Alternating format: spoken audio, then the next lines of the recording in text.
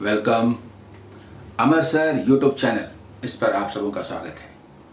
आज मैं IBPS PO जिसकी वैकेंसी आई है उसके संबंध में स्टडी प्लान और जो इम्पोर्टेंट बातें हैं जो कि मैं चाहता हूं कि मेरे स्टूडेंट्स को जानना चाहिए और जो वो क्वेरी कर रहे हैं उनका रिप्लाई भी देने जा रहा हूं।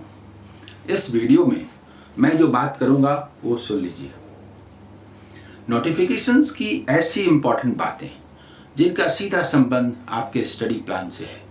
वैसे तो आप नोटिफिकेशंस देखेंगे और उनको डिस्क्राइब करना मेरे इस वीडियो का मकसद नहीं है, वो आप ऑफिशियल वेबसाइट पर जाकर के देख लें। उसकी वो बातें जिन पर ध्यान रखना जरूरी है, सिर्फ उन पर मैं बात करूंगा। जो न्यू स्टूडेंट्स हैं, क्या वो 60 डेज में सक्सेस पा सकते हैं?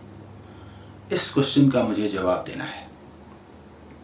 जो एक्सपीरियंस स्टूडेंट्स हैं, जो लगातार पढ़ते चले आ रहे हैं, उनका स्टडी प्लान क्या होगा? IBPS PO और IBPS RRB PO जो लगभग एक समय में होना है। IBPS PO के 1 वीक पहले करीब IBPS RRB PO का प्री भी होगा और IBPS PO मेन के 1 या 2 वीक पहले IBPS RRB PO का भी और उसके ऑफिस असिस्टेंट का भी मेन एग्जाम होगा। तो दोनों के बीच तालमेल कैसे बैठाना है, इस पर बात करनी है। प्री और मेन एग्जाम में क्या तालमेल हो, प्री का पढ़ें कि मेन का पढ़ें कि कैसे पढ़ें, इस पर मैं बात करूंगा। डिफरेंट सब्जेक्ट्स को कैसे पढ़ें, कितनी देर पढ़ें, कहां से प्रिपरेशन करें, और सबसे बड़ी बात है कि आपका उत्साह कैसे बना रहे इस पूरे दौर में। ये एक इम्पॉर्टेंट बात है। इन सारी बातों पर मैं बात करने जा रहा हूं। तो आइए कुछ इम्पॉर्टेंट बातें जो नोटिफिकेशंस की हैं उनको देखते हुए फिर हम लोग इसकी शुरुआत करेंगे, ठीक है?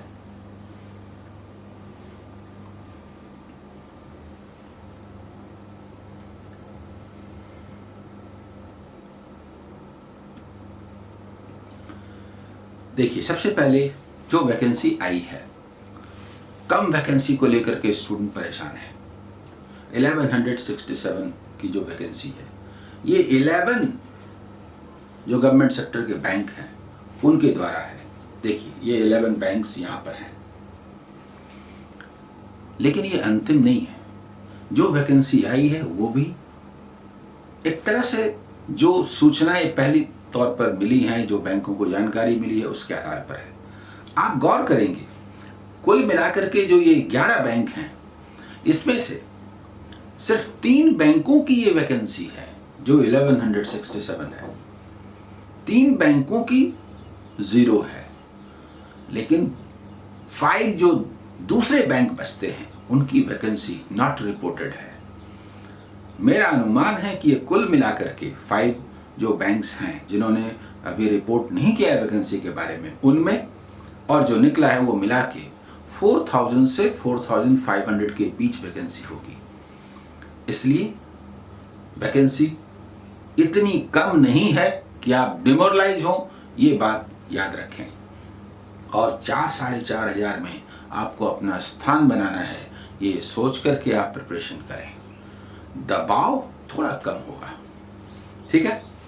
इसलिए वैकेंसी को लेके परेशान नहीं होना है। मैंने थंबनेल में ही कहा है वीडियो की कि क्या 60 डेज में ये प्रिपरेशन संभव है? 60 डेज का प्लान लेकर के सभी लोग आएंगे आपके पास, बताएंगे, तो 60 डेज में तो संभव नहीं। जो बिगिनर्स हैं उनके लिए संभव नहीं। अच्छा, 60 डेज कैसे? तो प्री एग्जाम तक 2 मंथ्स और मेन एग्जाम 28 नवंबर है, यानी ये लगभग 3.5 महीने का टाइम बनता है। तो इस समय में प्रिपरेशन संभव है। यानी सबसे पहले देखने का नजरिया बदल लीजिए।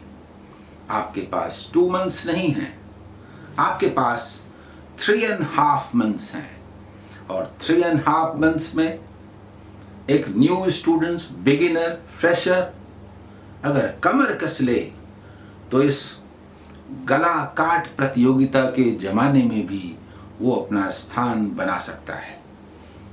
लेकिन मैं बार बार कहता हूं, इस गला काट प्रतियोगिता में इसमें अपना स्थान बनाने के लिए आपको एक्स्ट्रा एफर्ट्स लगाने होंगे। मैं पूरी स्ट्रैटेजी बताऊंगा, लेकिन मेरी स्ट्रैटेजी का जो मेन एरिया होगा वो क्वांट एंड डेटा इंटरप्रिटेशन होगा। आपके पढ़ने की का जो रूटीन है उस पर भी मैं बात करूंगा।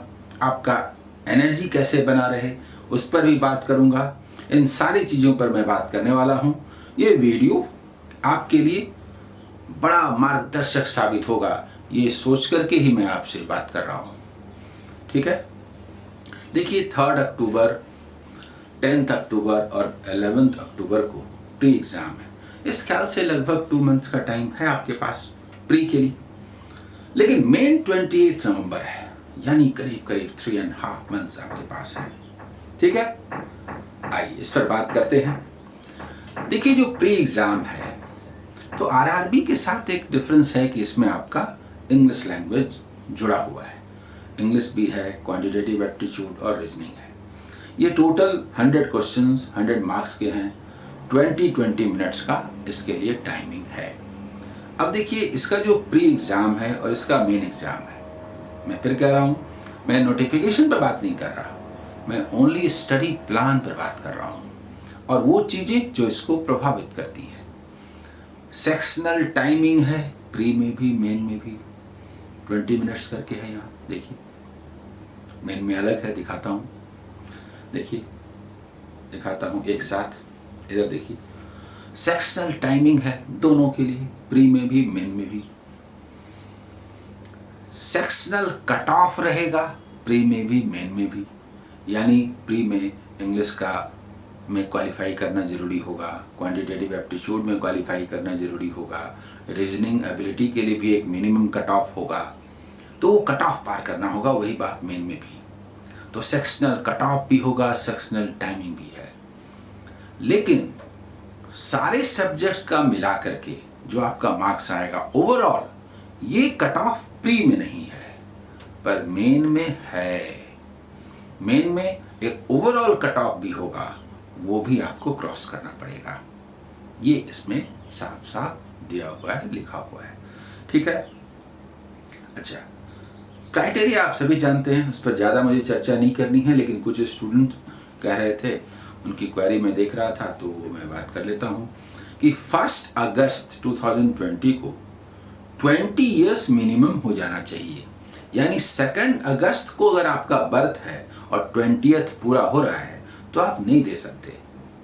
1 अगस्त को हो जाना चाहिए, यानी 20th ईयर अगर ये है तो 1 अगस्त से पहले आपका बर्थ होना चाहिए, तभी आप लास्ट वाला जो ईयर्स रहेगा उसमें 20 कंप्लीट कर लिए होंगे तो आप दे पाएंगे। ठीक है, मैक्सिमम 30 ईयर्स है और इसमें जो छूट होता है वो उस तरह से है। एजुकेशनल क्वालिफिकेशन के बारे में भी यही है कि आपको ग्रेजुएशन होना चाहिए, लेकिन फॉर्म फिलअप करने का जो लास्ट डेट है आपका वो 26 अगस्त है। उस 26 अगस्त तक आपका रिजल्ट डिक्लेयर हो जाना चाहिए। इस कोरोना पीरियड में इतने सारे प्रॉब्लम्स आए हैं तो भी बैंक ने इसमें कोई रिलैक्सेशन नहीं दिया है। यानी अगर आपका रिजल्ट पेंडिंग है तो 26 अगस्त तक उसको पब्लिश जरूर हो जाना चाहिए। ये प्री कंडीशन है, ये रहना चाहिए। ठीक है, इस बात का आपको ध्यान रखना है। अब देखिए सबसे पहला जो सवाल उठता है, जो मैंने पहले चर्चा की, जिस पर मुझे बोलना है कि आईबीपीएस पीओ और आईबीपीएस आरआरबी पीओ के प्रिपरेशन में क्या तालमेल होगा। ठीक है, इस पर पहले बात करते हैं, क्योंकि आप में से अधिकांश लोगों ने आईबीपीएस आरआरबी पीओ का भी प्रिपरेशन किया है। तो मैं एक बात कहता हूं कि आईबीपीएस आरआरबी पीओ का जो प्री एग्ज़ाम है वो आईबीपीएस पीओ के प्री एग्ज़ाम के बराबर या उससे थोड़ा हल्का है। तो प्री के बारे में तो सोचना ही नहीं है, यानी आईबीपीएस आरआरबी पीओ प्री के बारे में सोचना नहीं है। आप आईबीपीएस पीओ के लिए जो पढ़ेंगे समझ लीजिए 100% वो कवर करता है। आप ये देखिए कि जो मेन एग्जाम है आईबीपीएस आरआरबी पीओ का, वो आईबीपीएस पीओ जैसा नहीं है। आईबीपीएस क्लर्क का जो मेन एग्जाम है उसके पास है, एसबीआई क्लर्क का जो मेन एग्जाम है उसके पास है। इसका मतलब मैं कहना क्या चाहता हूं? मैं कहना ये चाहता हूं कि आईबीपीएस आरआरबी पीओ में एसबीआई पीओ और आईबीपीएस पीओ के जैसा सिर्फ डीआई, कैसलेट और नए तरह का क्लोज टेस्ट स्टाइल में मिससेलेनियस इनइक्वालिटीज के क्वेश्चन सिर्फ ऐसे नहीं है। आईबीपीएस आरआरबी पीओ में मिससेलेनियस वर्ड प्रॉब्लम्स आएंगे थोड़े डेप्थ के। डीआई अच्छा होगा लेकिन आईबीपीएस पीओ जैसा नहीं होगा। यानी पढ़ने की रणनीति की मैं जो बात कर रहा हूं, फ्रेशर जो है उनके लिए कि ये वो आईबीपीएस पीओ का प्रिपरेशन कैसे करेंगे, जिस पर मैं अभी बोलने वाला हूं, वो ठीक आईबीपीएस आरआरबी पीओ के लिए सुटेबल है। यानी आपको परेशान नहीं होना है। स्ट्रैटेजी में जो मैथमेटिक्स में जैसे डेटा इंटरप्रिटेशन एंड एनालिसिस का जो सेक्शन है, इसको मैं कहूँगा कि प्री के बाद आप पढ़ेंगे न्यू स्टूडेंट्स को। तो ये बात आरआरबी, आईबीपीएस आरआरबी पीओ के लिए भी सटीक बैठती है और आपका दोनों का प्रिपरेशन कहीं भी टकराता नहीं है, दोनों एक दूसरे को मदद करता है। तो ये बात आप साफ साफ समझ लें।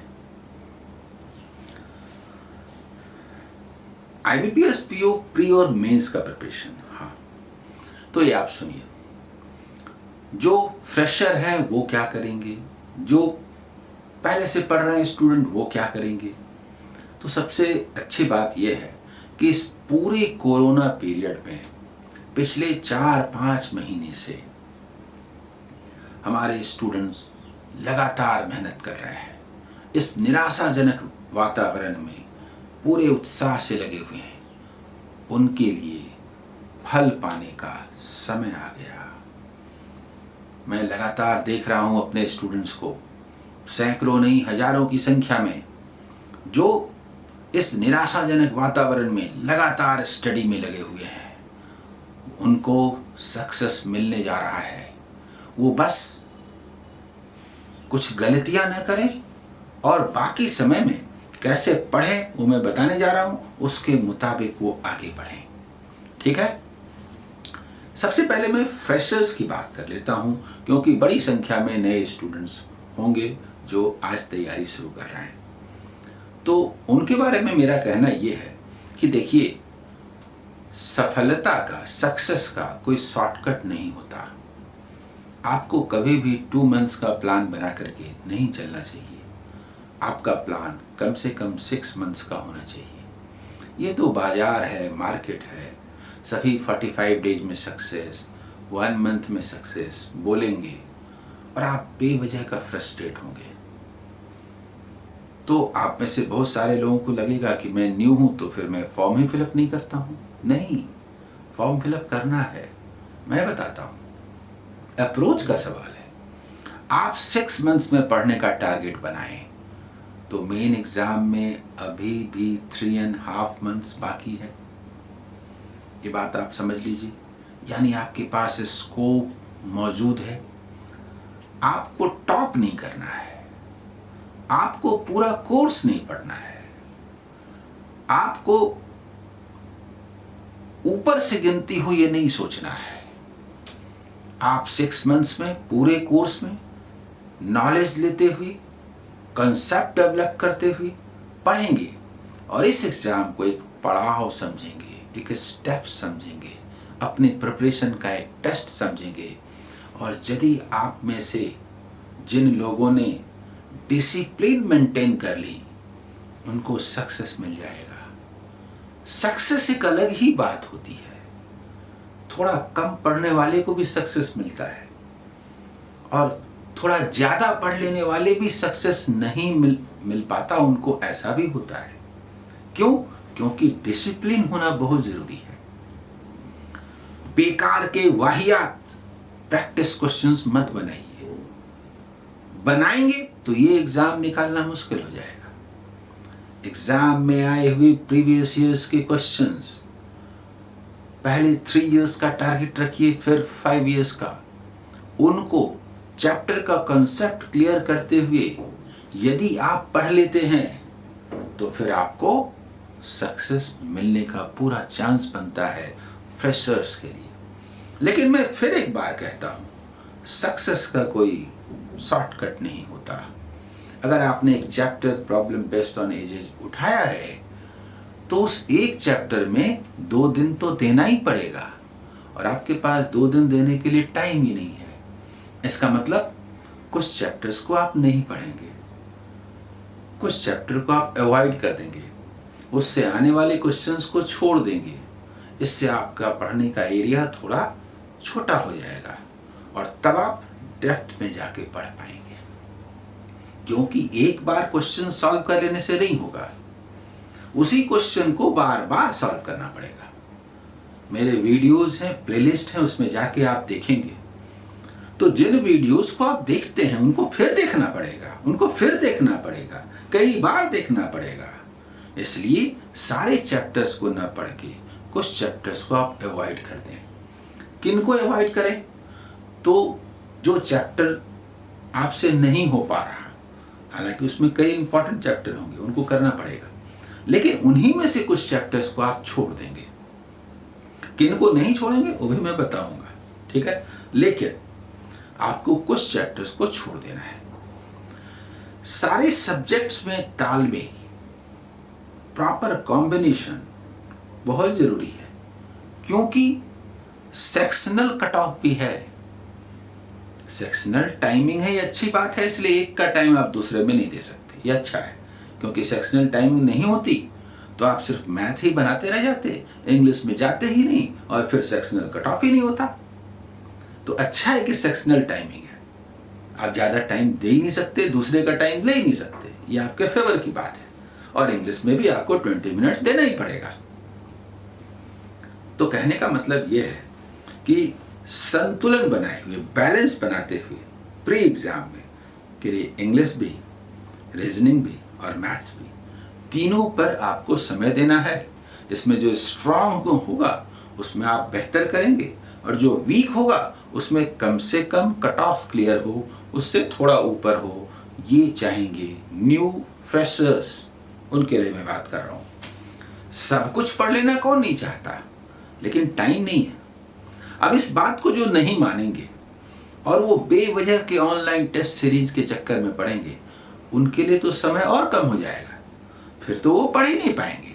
क्योंकि चैप्टर को पढ़ना की पॉइंट है, चैप्टर्स के क्वेश्चंस को बनाना की पॉइंट है।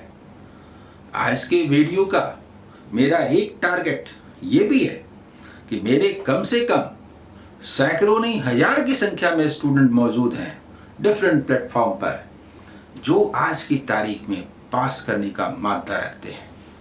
उनको मैं आज विशेष रूप से बताना चाहता हूं कि आप ऐसे चलें और सक्सेस पाएं, उस पर मैं बात करता हूं, ठीक है?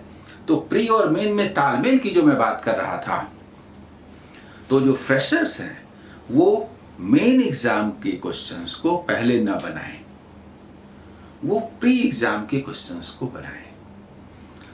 प्री मेन में नहीं कर रहा। जैसे आप एजेस उठाए तो आपको प्री मेन भूल जाना है, एजेस के सारे टाइप्स के क्वेश्चन बना लेने हैं, यही कहीं ना कहीं मेन में भी रिफ्लेक्ट होंगे। समझ गए? तो प्री मेन नहीं करना है। ये प्री मेन बोलने का मतलब, प्री मेन बोलने का मतलब ये है कि हालांकि प्री एग्जाम में मैथमेटिक्स में डीआई भी आता है, कैसलेट भी आएगा, डेटा सफिशिएंसी भी आएगा, क्वांटिटी 1 क्वांटिटी 2 भी आएगा, कुछ भी छूटेगा नहीं, लेकिन उसमें जो डेप्थ वाला क्वेश्चन होगा वो मेन में आएगा, प्री में नहीं। आप मेन एग्जाम के डेप्थ के क्वेश्चन को अलग से न बनाएं। मतलब मैं यूट्यूब पर मेन एग्जाम के सुंदर questions, specially DI number series जो न्यू टाइप का आता है, ये सब दे रहा हूं, देने जा रहा हूं। मेन का आपको अभी नहीं पढ़ना है, लेकिन मेरे उन वीडियोस को जरूर देखना है, और कम से कम उस DI को देखना है। मतलब पढ़ाते समय मैं ध्यान रखता हूँ कि न्यू स्टूडेंट को भी समझ में आए, तो DI का डर खत्म हो जाएगा। आपको ढेर सारा DI नहीं बनाना है, उस पर टाइम नहीं देना है, लेकिन आधे घंटे का एक वीडियो है वो देख लेना है, उसको समझ जाना है। इससे क्या होगा, उसका प्रिपरेशन कम समय में चलता रहेगा, क्योंकि आप टाइम नहीं दे रहे हैं, आप सिर्फ हाफ एन आवर का वीडियो देख रहे हैं। टाइम देने का मतलब होता है 3-4 घंटे पढ़ना, इतना टाइम आपके पास नहीं है। अभी आप मेन का नहीं कर सकते। मेन का मतलब मेन का DI, मेन का नंबर सीरीज, मेन का डेटा सफिशिएंसी, मेन का क्वांटिटी 1, 2, 3, ये सब अभी नहीं कर सकते आप, नहीं करना है आपको, वो रॉन्ग स्ट्रेटजी होगी। लेकिन उनका एक स्पेसिफिक वीडियो मैं जब दूंगा उसको आप देखेंगे, क्योंकि वो सिर्फ आधे घंटे का होगा, उसमें आपको समझ में भी आ जाएगा, बात खत्म, छोड़ दीजिए उसको। और चैप्टर्स पर कंसंट्रेट कीजिए, चैप्टर्स पर कंसंट्रेट कीजिएगा। प्री तो क्या होगा, प्री तो निकलेगा ही, और मेन एग्जाम के लिए भी एक अच्छा खासा प्रिपरेशन हो जाएगा। और तब जब मेन के लिए लगभग 1 मंथ का टाइम बचेगा, उसमें मैं स्पेशली प्रिपरेशन कराऊंगा और सक्सेस का पूरा चांस बनेगा। ठीक है, यहीं पर मैं कहता हूं कि मेरे जो एक्सपीरियंस्ड लगातार 4-5 महीने से 6 महीने से पढ़ रहे हैं स्टूडेंट्स, तो मेरा उनसे यही कहना है, मेहनत आपने बहुत की, अब उसका परिणाम आने का समय आ गया है। आप बोलते थे एग्जाम कब होगा कब होगा, आप लगातार पढ़ रहे थे, सचमुच अब एग्जाम सामने है, पढ़ चुके हैं, और समझ लीजिए आपके पास प्लस बोनस टाइम है, 2 मंथ्स प्लस 1.5 मंथ। यानी सक्सेस नहीं मिले ये हो नहीं सकता। सैकड़ों नहीं, हजार की संख्या में लगभग जो स्टूडेंट्स हैं उनको, ये आप समझ लीजिए। आपने चैप्टर्स जो पढ़े हैं उन सबका रिवीजन कीजिए, लेकिन एक बेसिक डिफरेंस है कि मेन एग्जाम पर आप कंसंट्रेट करेंगे। फ्रेशर्स को मैंने कहा प्री कम डेप्थ की ओर जाएंगे, मेन की ओर नहीं। लेकिन जो लगातार 5-6 महीनों से पढ़ रहे हैं उनसे मेरा कहना है कि आपको प्री का प्रिपरेशन करने की तनिक भी आवश्यकता नहीं है। उसके लिए मैं प्री के लिए जो वीडियो दूंगा वो आप देख लीजिएगा, थोड़ा सा टाइम लगेगा, 20-25 मिनट, 20-25 मिनट्स, बस। आप मेन पर कंसंट्रेट कीजिए। प्री तो ऐसे भी निकलेगा, पहले से तैयार हैं आप। 3.5 मंथ्स के लिए आपके पास टारगेट मिल गया, मेन एग्जाम पर कंसंट्रेट कर जाइए। एक बात तो ये है कि जो करंट अफेयर्स है प्री में नहीं है, मेन में है, लेकिन जनरल अवेयरनेस। लेकिन प्री के बाद के समय में अगर आप जनरल अवेयरनेस पढ़ेंगे तो भारी गलती करेंगे, ब्लंडर होगा। प्री के बाद का टाइम बहुत इंपॉर्टेंट होता है, और उस समय में मैथमेटिक्स और रीजनिंग पर कंसंट्रेट करना जरूरी है। उस समय में आप पहले से करंट अफेयर्स नहीं पढ़े हैं तो सारा करंट अफेयर्स ही पढ़ते रह जाएंगे, 1 मंथ बर्बाद हो जाएगा साहब। इसलिए करंट अफेयर्स पहले भी आप पढ़ रहे थे, इस पढ़ाई को जारी रखिए, ये बहुत इंपॉर्टेंट बात है। जो लोग ये गलती करेंगे कि प्री में करंट नहीं है, जनरल अवेयरनेस नहीं है, उनसे आगे मेन एग्जाम को सफलतापूर्वक फेस करना मुश्किल हो जाएगा। तो ये बात ध्यान रखिए कि रोज आपको करंट अफेयर्स के लिए न्यूज़, मैगजीन, जो कुछ भी आप देखते हैं उनसे, या जो भी आपके पास सोर्स है उससे उस प्रिपरेशन को जारी रखिए। ठीक है, ये तो हम लोगों ने बात कर ली कि बिगिनर्स और एक्सपीरियंस्ड स्टूडेंट के बीच में क्या डिफरेंस रहेगा। जनरल अवेयरनेस पर मैंने बात कर ली। ठीक है, इंग्लिश ठीक करंट अफेयर्स जैसा है, 2 दिनों में प्रिपरेशन नहीं होता। आप लगातार पढ़ रहे होंगे, इसको जारी रखिए। IBPS RRB PO में तो नहीं था लैंग्वेज, लेकिन इसमें तो है। तो इंग्लिश को जिस तरह से आप कंटिन्यू करते हैं कीजिए, लेकिन प्रीवियस ईयर्स के क्वेश्चंस को सॉल्व करते हुए समझने का प्रयास कीजिए कि प्रॉब्लम कहाँ है। हिंदी मीडियम और इंग्लिश मीडियम, इन दोनों मीडियम के स्टूडेंट्स में एक बेसिक डिफरेंस होता है कॉम्पिटिटिव इंग्लिश को लेकर के। हिंदी मीडियम के स्टूडेंट को इंग्लिश के बड़े बड़े पैसेज समझने में दिक्कत होती है, लेकिन उनका ग्रामर स्ट्रांग होता है तो उस साइड में वो कंसंट्रेट करेंगे। लेकिन इंग्लिश मीडियम के स्टूडेंट जो होते हैं वो एक बार में ही पूरे पैसेज को समझ लेते हैं, वो उनका स्ट्रांग साइड होता है। इसके कारण इंग्लिश का प्रॉब्लम खत्म हो जाएगा।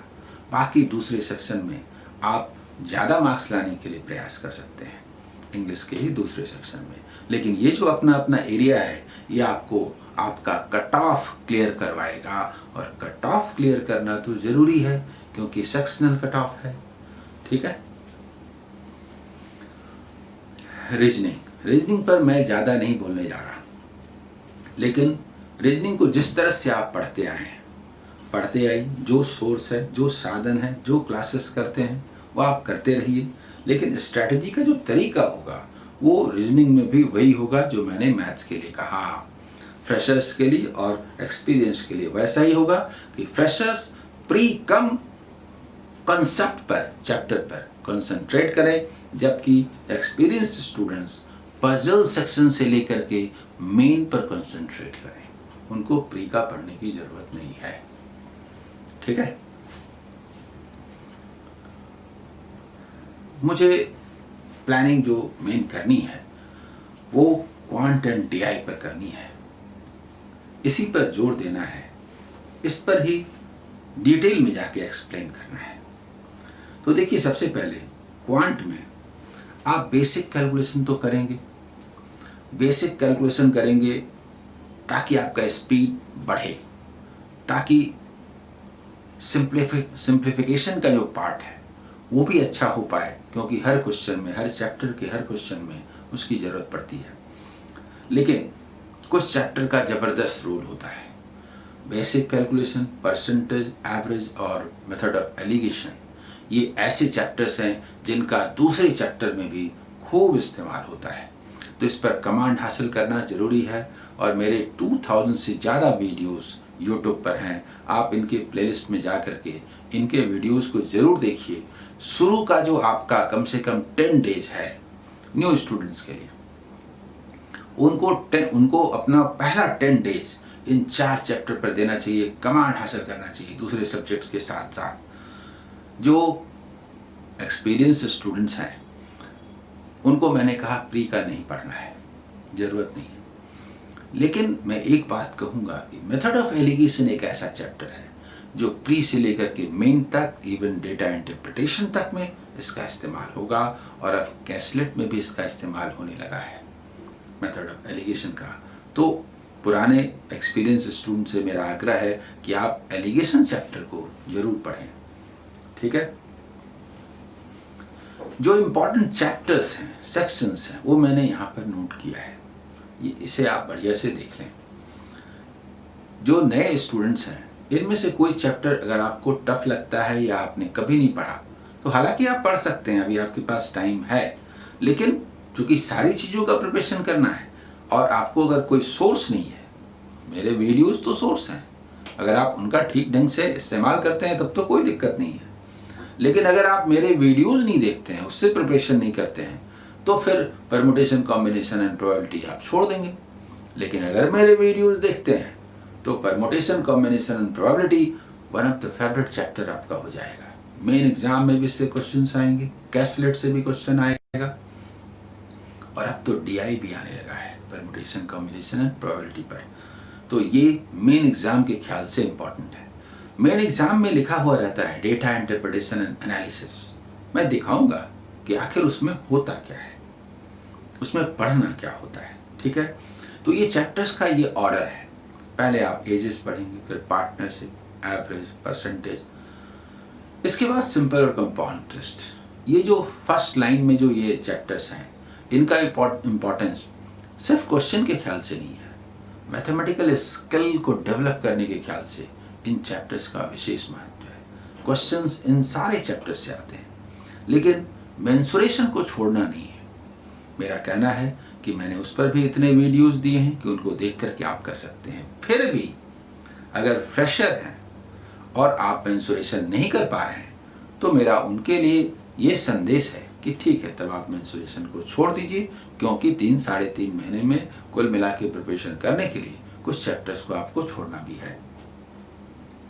प्रॉफिट एंड लॉस है। प्रॉफिट एंड लॉस, इसका एक ओवरऑल नॉलेज होना चाहिए, लेकिन इसमें डेप्थ के कुछ क्वेश्चंस कभी कभी आते हैं, तो इसको मैं छोड़ने के लिए नहीं कह रहा। लेकिन एग्ज़ाम हॉल में अगर फ्रेशर को ये महसूस होता है कि प्रॉफिट एंड लॉस का ये क्वेश्चन नहीं बनेगा, तो एग्ज़ाम हॉल में आप उस क्वेश्चन को छोड़ दीजिएगा। मेथड ऑफ एलिगेशन तो चाहिए ही चाहिए। Time and distance, strain, boat and strain, time and work and pipes and sister, ये चैप्टर्स ऐसे हैं जो मेन एग्ज़ाम के ख्याल से भी इम्पॉर्टेंट हैं, प्री में भी आते हैं। इनको छोड़ने की तो बात छोड़ दीजिए, सिर्फ पढ़ना नहीं है, इस पर कमांड हासिल करना है, क्योंकि इससे प्री भी होगा, मेन भी होगा। डेटा इंटरप्रिटेशन, कैसलेट, डेटा सफिशिएंसी और क्वांटिटी 1, क्वांटिटी 2, दरअसल क्या है, मिससेलेनियस वर्ड प्रॉब्लम्स जो रहते हैं उसी का ये नया फॉर्म है, जिस रूप में ये आ रहा है क्वांटिटी 1, क्वांटिटी 2 के रूप में। सिंप्लीफिकेशन पीओ में तो नहीं आएगा, यूज है, थोड़ा बहुत आप पढ़ लेंगे, लेकिन अप्रॉक्सीमेट वैल्यूज, नंबर सीरीज और डेटा इनइक्वालिटी ये आएंगे। ठीक है। आईबीपीएस, आरआरबी पीओ में सिंप्लीफिकेशन आने का भी चांस रहता है, और जो आप अप्रॉक्स पढ़ते हैं वो बिना सिंप्लीफिकेशन के नहीं होता। तो मेरे स्टूडेंट्स के लिए मैं बता रहा हूं कि उनको सिंप्लीफिकेशन भी जरूर करना चाहिए। देखिए, जिसको हम लोग मेन एग्जाम कहते हैं, बहुत सारे स्टूडेंट्स ने मुझसे पूछा है कि डीआई में पढ़ना क्या है, तो मैं ये कहता हूँ कि ये सेक्शन क्या है, आप एक बार ध्यान दीजिए। ये डेटा एनालिसिस एंड इंटरप्रिटेशन है, ये सिर्फ डीआई नहीं है। इसका मतलब ये हुआ कि इसमें जो भी क्वेश्चंस आएंगे एनालिटिकल पावर टेस्ट करेंगे, और इसीलिए क्वेश्चन का जो फॉर्म है, रूप है, वो बदल रहा है। इसमें जो डीआई आता है, इसमें जो कैसलेट आते हैं, डेटा सफिशिएंसी आता है, ये सब तो आता ही आता है। नया एक्सपेरिमेंट हुआ मिससेलेनियस वर्ड प्रॉब्लम्स को पूछने के लिए क्वांटिटी 1, क्वांटिटी 2 के रूप में, और अब क्वांटिटी 3 भी ऐड हो रहा है। नंबर सीरीज हटा दिया गया था कुछ वर्षों पहले, लेकिन नंबर सीरीज को न्यू फॉर्म में शामिल किया गया है, जिसमें double number series, triple number series, इस तरह के क्वेश्चन शामिल किए गए हैं, और अब मेन एग्जाम का ये एक इम्पॉर्टेंट पार्ट हो गया है। जो आरआरबी का एग्जाम है उसमें तो अप्रॉक्स है, लेकिन इन जनरल अप्रॉक्स नहीं है आईबीपीएस पीओ और एसबीआई पीओ में। लेकिन फिर मैं एक बात कहता हूं कि मैं जो कुछ भी कह रहा हूं उसमें आप उस पॉइंट को न पकड़ के उसके कॉन्सेप्ट को पकड़ने का प्रयास कीजिए। क्यों? क्योंकि कहीं भी कोर्स नहीं दिया हुआ है, उसका मोटिव समझिए।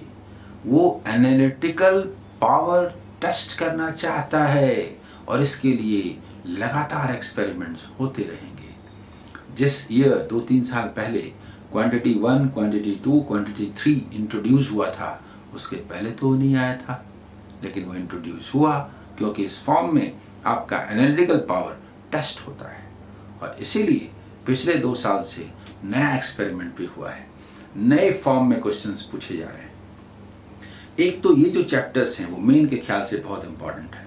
Time and distance, strain, boat and strain, time and work, pipes and system, ये तो आपको करना ही है, मैं पहले ही कह चुका हूँ।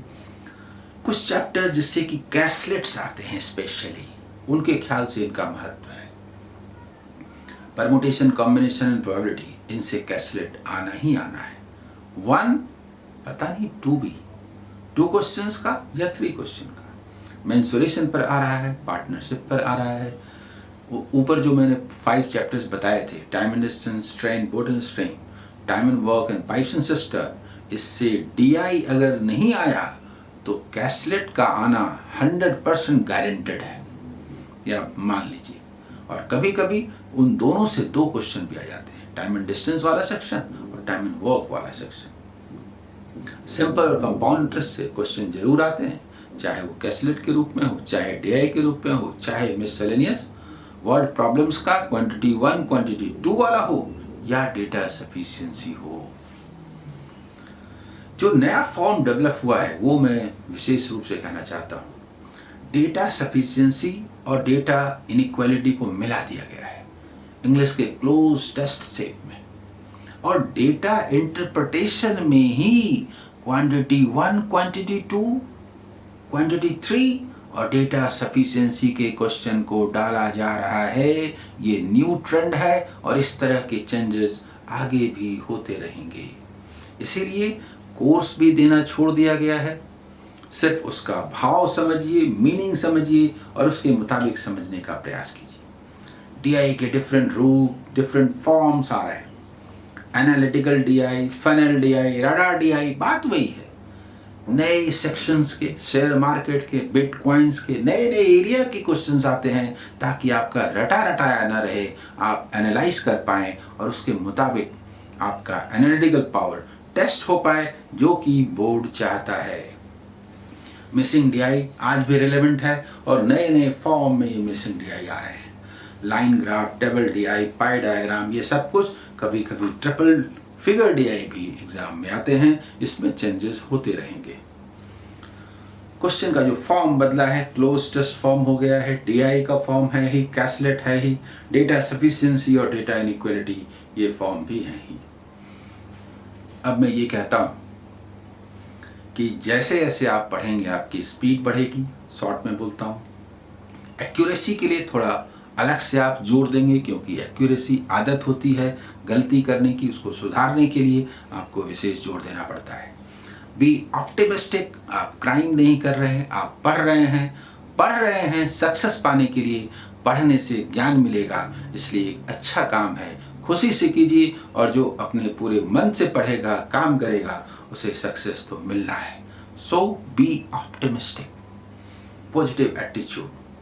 राइट अप्रोच इसलिए है क्योंकि हर चैप्टर का एक कॉन्सेप्ट होता है और उस कॉन्सेप्ट के मुताबिक मैंने डेवलप किया है स्पेशल टेक्निक।